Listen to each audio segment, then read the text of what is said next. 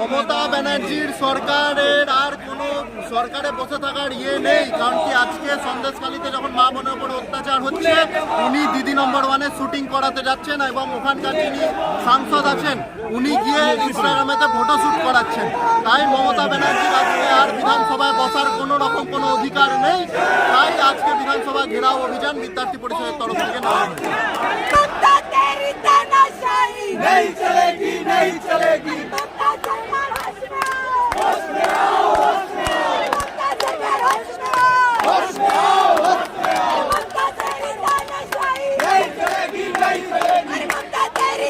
সন্দেশখালীতে মা বোনদের উপর যে পাশবিক অত্যাচার চলেছে, তাছাড়া সেখানে শাসক দলের সম্পূর্ণ মদত, এমনকি শাসক দলেরই লোক সেখানে সাধারণ মানুষের জমি জোর দখল করে ভোগ দখল করেছে, মানুষকে দিনের পর দিন অত্যাচার করেছে।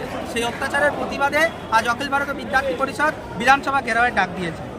শেখ শাহজাহান গ্রেপ্তার হলেও শেখ শাহজাহানের যেসব অনুচর সহচররা আছে তারা এখনও অধরা।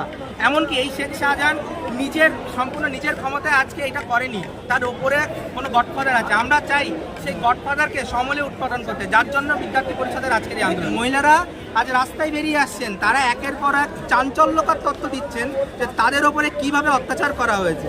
সুতরাং এখানে বলার তো আর কিছু নেই, সবাই দেখতে পাচ্ছে, খোলা আম সেটা হচ্ছে, সেটা চ্যানেলে চ্যানেলে আসছে, সকলে ইন্টারভিউ দিচ্ছে। একদম সঠিক কথা বলেছেন। এই পশ্চিমবঙ্গ, এই বঙ্গভূমিতে দেবী দুর্গাকে, মাতৃশক্তিকে দেবী দুর্গা, দেবী কালী রূপে পূজিত হয়। আর আজকে এই মাতৃশক্তি এখানে জাগ্রত হয়েছে এবং তারাই প্রতিবাদ সবার আগে করছে এবং সেই প্রতিবাদটা স্বতঃস্ফূর্তভাবেই তারা করছে।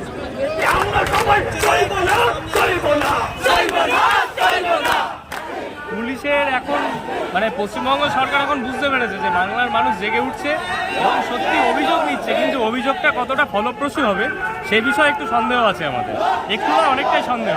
আর অখিল ভারতীয় বিদ্যার্থী পরিষদ বরাবরই রাস্তায় নামে বা আবারও নেমেছে নারী সুরক্ষার জন্য, এবং পশ্চিমবঙ্গ সরকার কখনোই চায় না যে তাদের শাহজাহান বা এনাদের মতো ভোট ব্যাংক তারা কখনো গ্রেপ্তার হোক বা তাদেরকে কখনো পুলিশ অ্যারেস্ট করুক।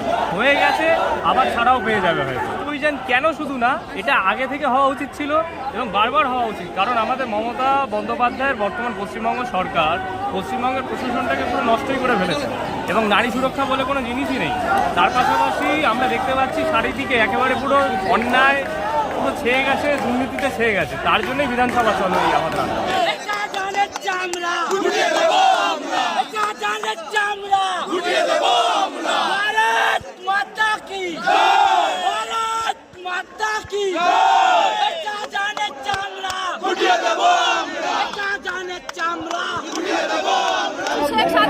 শুধু ওকে ধরেছে সেটা বললে হবে না, পুলিশের বিচারের সঙ্গে সঙ্গে ওর জন্য সঠিক বিচার হয়, ওদের জন্য দেহার জন্য পাঠানো হয়। আমরা সেই জন্য ওনার আচরণ করে শাহজাহানরা দিব্যে বসবাস করে, উনি তো চাই মোগলদের প্রতিনিধিত্ব করছে বাংলার, বাংলা আজকে বাংলা থাকবে না, বাংলা মোগলদের।